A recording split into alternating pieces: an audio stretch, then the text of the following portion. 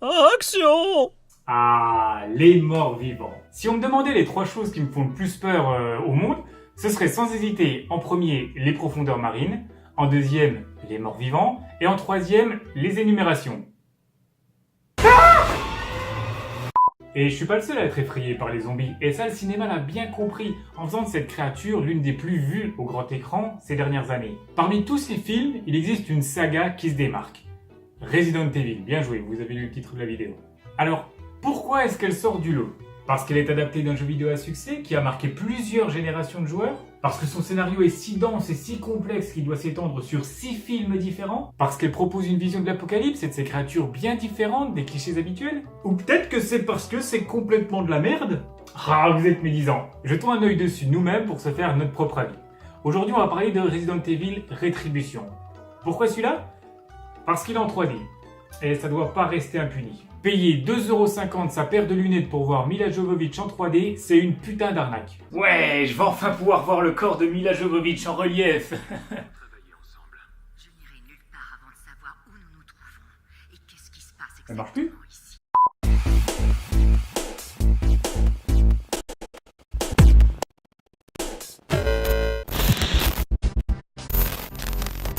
Bonjour, nous sommes la chaîne Horror Victims. Nous avons piraté Blue pour s'introduire dans sa critique et nous voler ses abonnés. Oh, C'est quoi ce bordel? Qu'est-ce que vous foutez là? Qui c'est qui a coupé mon générique? salut.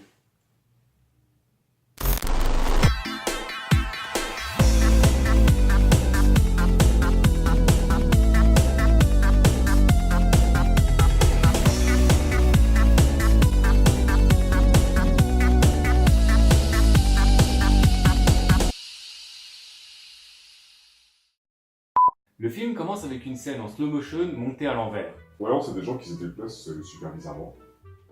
Ah, tu vas pas commencer, hein? Une scène en slow motion montée à l'envers, donc faisant le lien avec le film précédent.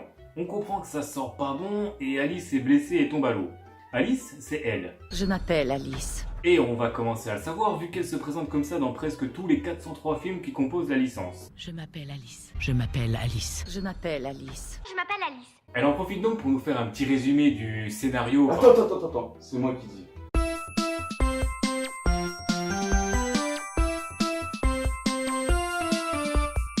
En gros, c'est simple. Un virus a transformé les gens en zombies dans le monde entier. Et certains zombies ont muté et même Alice a été infectée. Sauf que le virus a un autre effet sur elle. Elle lui donne des super pouvoirs. Pas de chance, ces super pouvoirs ont été repris par Albert Wesker, un mec qui aime beaucoup Duke Nukem et se faire filmer en contre-plongée. Donc, on a une Alice redevenue normale et qui se fait capturer par Umbrella Corporation, la multinationale la plus puissante du monde à l'origine de la création du virus.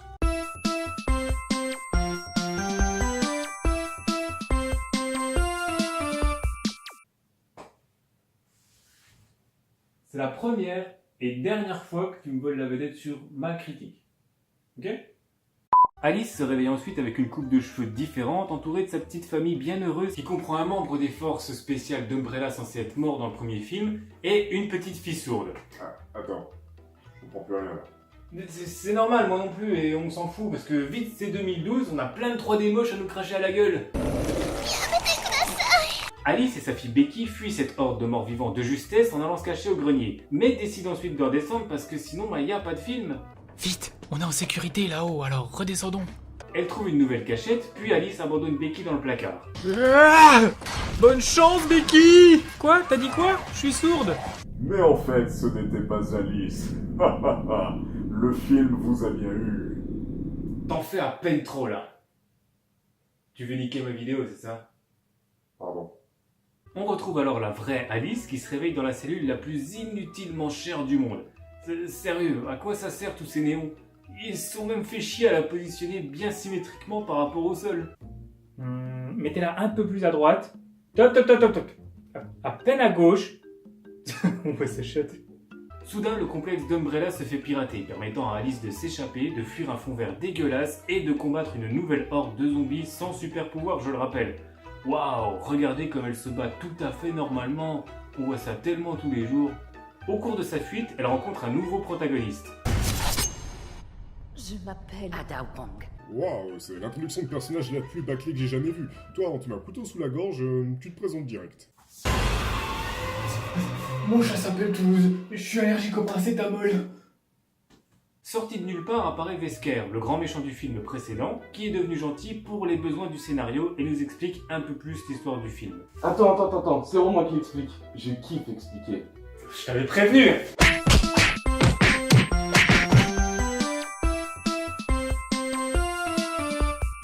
Alors, en gros, le complexe où il se trouve faire des trèfles de virus sur différentes villes du monde se constitue et people avec des clones, dont les performances du début, comme Fire Umbrella, montrent aux différents pays le feu qui peuvent éclater sur leurs voisins et créer un nouvel équilibre de la terreur, remplaçant l'arme nucléaire par une arme bactériologique. C'est une super idée ça, Umbrella. Proposer à la vente un virus mortel pour que les pays se menacent entre eux. Sauf que le virus a déjà été libéré en fait. Du coup c'est un petit peu tard, le monde est déjà contaminé. Merde, le timing! Je savais que j'oubliais un truc important. On apprend également que le cerveau de l'opération, cette fois, c'est la Reine Rouge, l'ordinateur méchant du premier film et qui est aussi l'intelligence artificielle la plus vénère du monde. Capturer si possible, éliminer si nécessaire. Meuf, t'es un logiciel, tu dois pas ressentir les émotions. Sans déconner, si Siri avait été programmée pareil... Dis Siri, quel temps fait-il à Paris aujourd'hui? À Paris aujourd'hui, il fait un temps dégueulasse. Comme ton haleine. Mais bordel, t'as bouffé quoi? Ma parole, t'es un clébard. Et enlève tes doigts tout gras. L'objectif du film, maintenant, c'est de rejoindre une équipe de sauvetage composée de Barry Burton, Léon S. Kennedy et Luther. Il y a aussi d'autres mecs dans l'équipe, mais vu qu'ils ont pas de prénom, on sait déjà qu'ils vont crever. Du coup, on s'en fout. Ada et Alice finissent par revenir dans la salle de simulation de la petite ville du début, où elles trouvent Becky, qui est plus choquée par la nouvelle coiffure de sa mère que par le fait que celle-ci bourrine des gueules à coups de fusil à pompe. Qu'est-il arrivé à tes vêtements et à tes cheveux? Mais revois tes priorités, gamine. Moi, je vois ma mère flinguer du zombie comme ça, j'y vais pas. Boubou, je suis venu te sauver, mon lapin.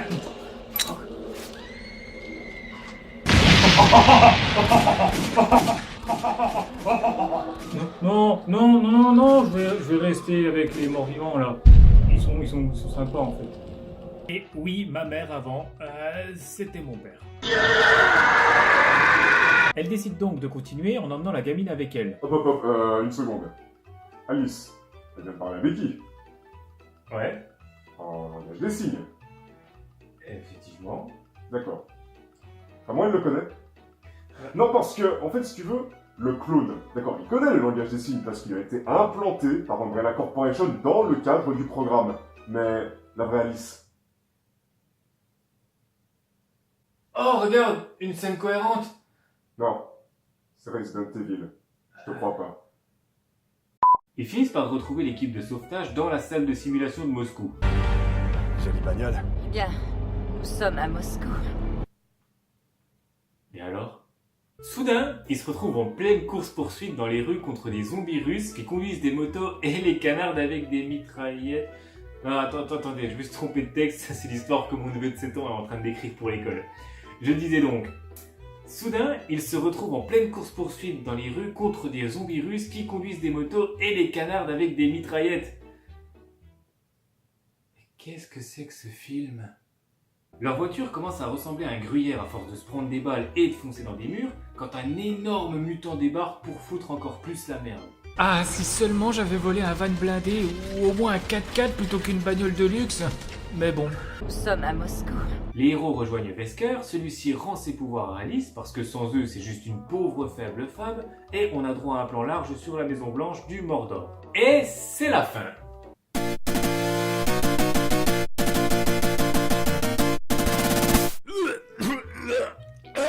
Bon, alors pendant que Blue est parti vomir, laissez-nous vous donner notre avis sur la forme du film. Il y a tellement de choses qui vont pas qu'on a été obligé de trier. Regardez, là, c'est les défauts du film qu'on a choisi d'aborder. Et là, c'est tous les autres défauts qu'on a dû laisser tomber pour pas que l'épisode fasse 4h30. Déjà, le plus simple constat, le film est moche. Les effets spéciaux, on dirait des sprites tirés du premier jeu PlayStation pour faire des économies. Et les accessoires, c'est du putain de plastique. Regardez cette araignée de merde là. C'est une décoration d'Halloween avec une loupiote dans le cul. D'ailleurs, c'est quoi cette daube? Je t'avoue, j'ai pas tout suivi. J'ai même pas regardé le film. Eh bien, mon cher Red Zone, en fait, cette araignée, c'est ce qui permet à la Reine Rouge de garder Gilles sous contrôle, en fait. Si tu veux, imagine, t'es un méchant, et t'as un seul point faible. Tu mets où? En évidence sur le plus gros décolleté du monde? Mais félicitations, tiens, t'as gagné ton diplôme d'autiste. En parlant d'économie, je sais pas si le film est radin ou en manque d'inspiration, mais il y a 3 acteurs pour une vingtaine de personnages. Ils nous recyclent les mêmes acteurs une scène sur 2.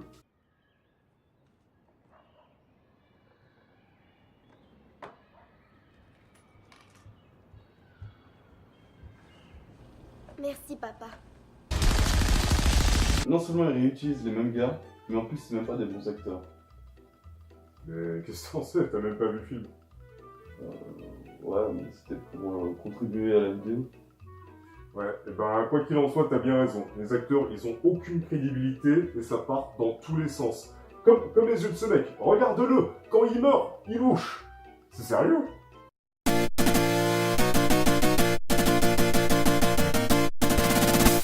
Bien. Pendant que des esclaves sont en train de nettoyer ma galette, Mais c'est vivant ce truc. Oh, mais c'est dégueulasse.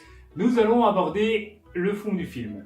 Le film ne tient pas la route. Il essaye même pas une seule seconde d'être crédible. Les personnages n'ont aucun point commun avec ceux des jeux vidéo et leurs intentions sont très bancales. Wesker, c'est censé être le méchant. Mais du coup là c'est son allié parce qu'il a besoin d'aide. Il précise pas pourquoi, le film non plus ne le sait pas, mais ça les arrangeait de faire comme ça alors bah...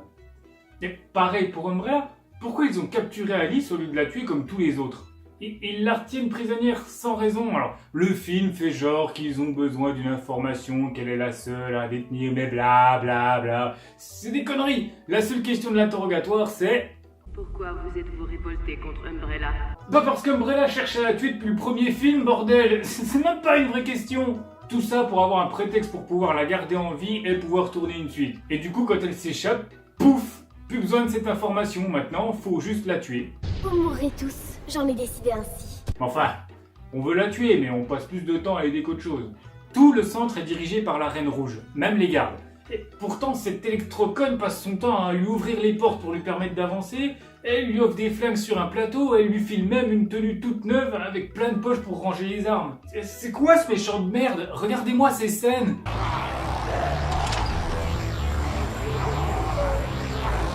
Si tu veux la tuer, t'as juste à ne pas ouvrir la porte que tu contrôles. L'existence même de cet immense complexe tient pas la route. Pourquoi faire des simulations grandeur nature ultra risquées alors que vous pouvez simuler ça par ordinateur? Et pourquoi s'amuser à recréer différentes villes pour convaincre les acheteurs? Ça va changer quoi la propagation du virus que boulangerie soit écrit en russe ou en japonais? Et si votre objectif c'est de faire du fric, pourquoi vendre une maladie qui va tuer tous vos acheteurs? Vous savez faire des clones et programmer des intelligences artificielles. Vous savez créer la vie, bande de cons. Vous vous êtes pas dit que ça pouvait peut-être bien se vendre? Beaucoup trop de questions. Beaucoup trop de pourquoi. Ce film est fatigant.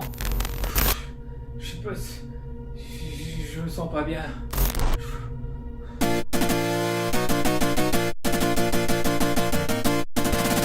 Et au Black, en conclusion, t'en penses quoi de ce film?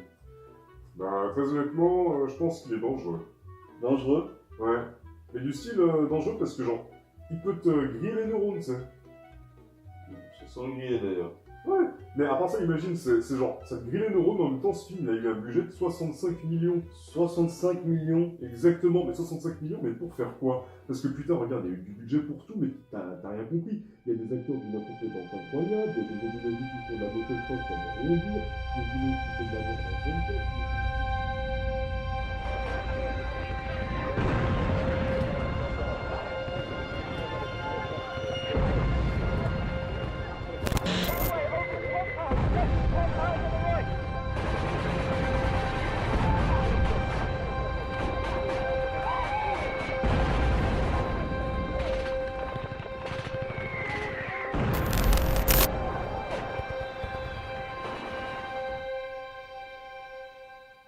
Du coup, Blue, toi, c'est quoi ta conclusion? Blue? Oh, Blue! Le mec. Il est tout séché.